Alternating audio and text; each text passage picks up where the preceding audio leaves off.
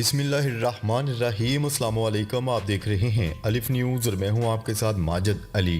شامل کرتے ہیں پاکستان اور دنیا بھر سے بریکنگ نیوز ہیڈ لائنز۔ امریکہ کا کہنا ہے کہ پاکستان میں عام انتخابات میں دھاندلی کے دعووں کی مکمل تحقیقات کی ضرورت ہے۔ امریکی محکمہ خارجہ کے ترجمان میتھیو ملر نے میڈیا بریفنگ میں کہا ہے کہ انتخابات میں دھاندلی کے دعووں کی تحقیقات کے لیے پاکستان کا قانونی نظام پہلا اور درست قدم ہوگا۔ یہ اقدام کرنا چاہیے اور اگر ضرورت پڑے تو مزید تحقیقات ہونا چاہیے۔ ترجمان کا مزید کہنا تھا کہ الیکشن میں دھاندلی کے دعووں کی مکمل تحقیقات دیکھنا چاہتے ہیں اور اس کا جائزہ لیتے رہیں گے۔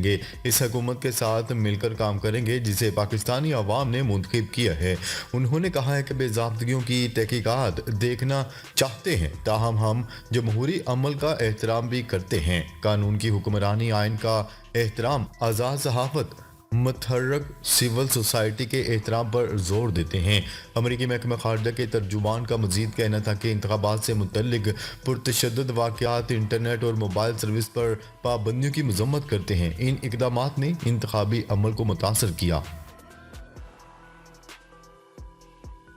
خبر کے اگلے حصے میں بات کرتے ہیں بھارتی وزیر اعظم نریندر مودی کے غیر منصفانہ اقدامات سے تنگ آ کر بھارتی کسانوں نے آج سے ایک بار پھر دہلی کی جانب مارچ شروع کر دیا۔ نیوز رپورٹ کے مطابق بھارتی وزیر اعظم نریندر مودی کے غیر منصفانہ اقدامات سے تنگ آ کر آخرکار بھارتی کسانوں نے ایک بار پھر سڑکوں پر آنے کا فیصلہ کیا ہے۔ آج اتر پردیش، ہریانہ اور پنجاب سے کسانوں کی بڑی تعداد دہلی کی جانب مارچ شروع کر رہی ہے۔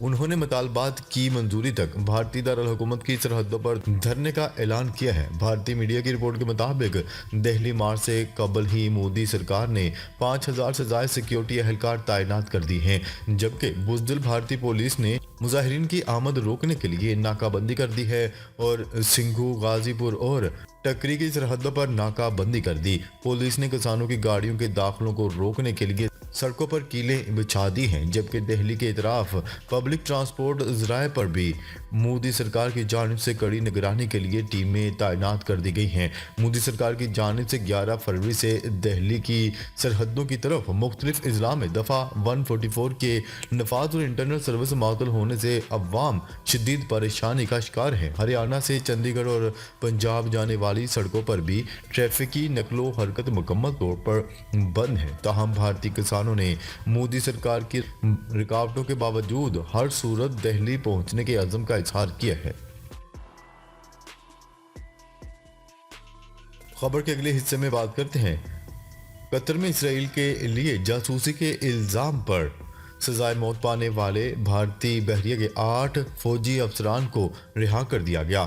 بھارتی بحریہ کے سابق اہلکاروں کو 2022 میں قطر کے خلاف اسرائیل کے لیے جاسوسی کرنے پر گرفتار کر کے جیل بھیجا گیا تھا، جس کے بعد ان کے خلاف قانونی کارروائی کا آغاز ہوا اور اس دوران گرفتار اہلکاروں کو اپنی صفائی پیش کرنے کا مکمل موقع فراہم کیا۔ بھارتی ایجنسیاں جاسوس اہلکاروں کو مسلسل مدد فراہم کرتی رہیں، جبکہ جاسوس اہلکار دہرہ گلوبل ٹیکنالوجی میں چھوٹی آبدوزیں بنانے جیسے ایک حساس نوعیت کے منصوبے پر کام کر رہے تھے۔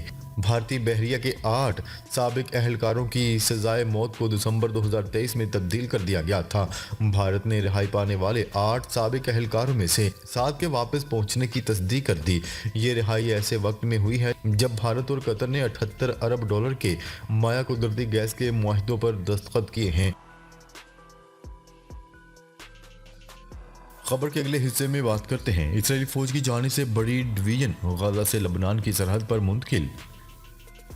اسرائیل کی فوج کی بڑی ڈویژن کو غزہ سے لبنان کے ساتھ سرحدی علاقے میں منتقل کر دیا گیا۔ اسرائیلی ریڈیو کے مطابق اسرائیلی فوج کی اعلیٰ قیادت نے مشاورت کے بعد فوج کی سب سے بڑی 36 ڈویژن کو غزہ سے لبنان کی سرحد پر منتقل کرنے کا فیصلہ کیا۔ اسرائیلی فوجی حکام کا کہنا ہے کہ اس فیصلے کا مقصد حزب اللہ کی کارروائیوں کا جواب دینا ہے۔ اسرائیلی فوجی ڈویژن کی منتقلی کے وقت اور اس سے متعلق دیگر تفصیلات نہیں بتائی گئیں۔ اسرائیل نے حماس اور حزب اللہ پر حملوں کا الزام عائد کرتے ہوئے سخت کارروائی کرنے کا بھی اعلان کیا ہے۔ گزشتہ سال اکتوبر سے غزہ پر اسرائیل کے وحشیانہ حملوں میں اب تک عورتوں اور بچوں سمیت 28,000 سے زائد فلسطینی شہید ہو چکے ہیں۔ खबर के अगले हिस्से में बात करते हैं नीदरलैंड्स की अदालत का इसराइल को जंगी तैयारों के पुर्जे फराहम ना करने का हुक्म। गैर मुल्की मीडिया की रिपोर्ट्स के मुताबिक अदालत ने नीदरलैंड्स की हुकूमत को हुक्म दिया है कि इसराइल को F-35 जंगी तैयारों के पुर्जों की फराहमी रोक दी जाए। इंसानी हकूक़ की तंजीम की जानिब से इसराइल को जंगी तैयारों के पुर्जे फराहम करने के खिलाफ दायर दरख्वास्त पर फैसला सुनाते हुए नीदरलैंड्स की अदालत ने कहा कि इसराइल को फ़रोख्त किए गए जंगी तैयारों के पुर्जे आलमी इंसानी हकूक़ की संगीन खिलाफ वर्जियों में इस्तेमाल हो सकते हैं। इससे कबल नीदरलैंड्स की लोअर कोर्ट ने इसराइल को पुर्जों की फरोख्त के खिलाफ दरख्वास्त को मुस्तरद कर दिया था। इसराइल के F-35 जंगी तैयारे गजा पर निहत्ते फ़लस्तीनियों शहरियों पर बमबारी के लिए इस्तेमाल किए जा रहे हैं। खबर के अगले हिस्से में बात करते हैं रफ़ा पर इसराइल की वहशियाना बमबारी में दर्जनों फ़लस्तीनी शहीद। गजा पर इसराइल की वहशियाना बमबारी जारी है। रफ़ा पर पीर की शब इसराइली तैयारों ने रहायशी घरों और मसाजिद को निशाना बनाया। इसके नतीजे में दर्जनों फ़लस्तीनी शहीद हो गए। अरब मीडिया के मुताबिक एतवार और पीर की दरमियानी शब इसराइली तैयारों ने गजा के जनूबी शहर रफ़ा में वहशियाना बमबारी की, जिसके नतीजे में दर्जनों फ़लस्तीनी शहीद हो गए। फ़लस्तीनी हुकाम का कहना है कि इन हमलों में इसराइल ने 14 घरों और 3 मसाजिद को निशाना बनाया। अरब मीडिया का कहना है कि ताज़ा हमलों में कम अज़ कम 63 अफराद शहीद हुए हैं, जबकि हमास की जानिब से जारी बयान में शुहदा की तादाद 100 से ज़ायद बताई गई है। फ़लस्तीनी वज़ारत ख़ारजा का रफ़ा में होने वाले हमलों पर कहना था कि इसराइल मुस्तकिल तौर पर आम शहरी को निशाना बना रहा है और जंग का दायरा रफ़ा तक वसी कर रहा है। वज़ारत ख़ारजा ने मज़ीद कहा है कि इसराइल की जानिब से फ़लस्तीनियों के कत्लेआम की ताज़ा कार्रवाई आलमी बरादरी की तशवीश को दुरुस्त साबित कर रही है कि रफ़ा तक जंग को वसअत देने के नताइज भयानक होंगे।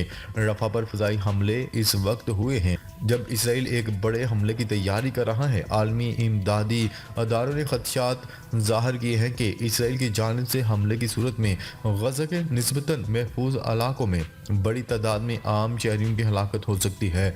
वाज़ रहे कि 14 लाख फ़लस्तीनी इसराइली बमबारी से बचने के लिए रफ़ा में जमा हैं। ऐसी सूरत में रफ़ा पर इसराइली हमलों से वसी पैमाने पर आम शहरियों और बच्चों की शहादतों का खदशा है। दूसरी जानिब हमास ने रफ़ा पर इसराइली फ़ज़ाई हमलों की मज़म्मत करते हुए कहा है कि इसराइली काबिज़ फ़ौज के हमले जिनमें 100 से ज़ायद शहादतें हुई हैं फ़लस्तीनियों की नस्लकुशी और इन्हें जबरी बेदखल करने की सहूनी कोशिशों का हिस्सा है।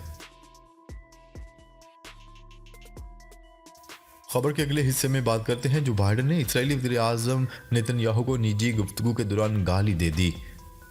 बरतानवी न्यूज़ चैनल स्काई न्यूज़ के मुताबिक दो तरफा गुफ्तगू के दौरान अमरीकी सदर जो बाइडन इसराइली वज़ीर-ए-आज़म नेतन्याहू से इतने तंग आ गए हैं कि नेतन्याहू को गाली दे दी। ख्याल है कि सदर जो बाइडन इसराइल को गजा में जंग बंदी पर आमादा करने की कोशिश कर रहे हैं, लेकिन नेतन्याहू ने इनकी बात मानने से साफ इनकार कर दिया। इसराइली जारहियत के बायस गजा में 28,000 फ़लस्तीनी शहीद हो चुके हैं।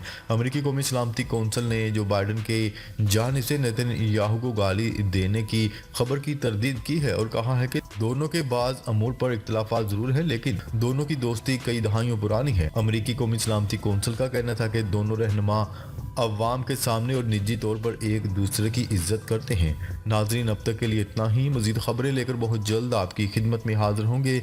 तब तक के लिए अपना ख्याल रखिएगा। अल्लाह निगहबान।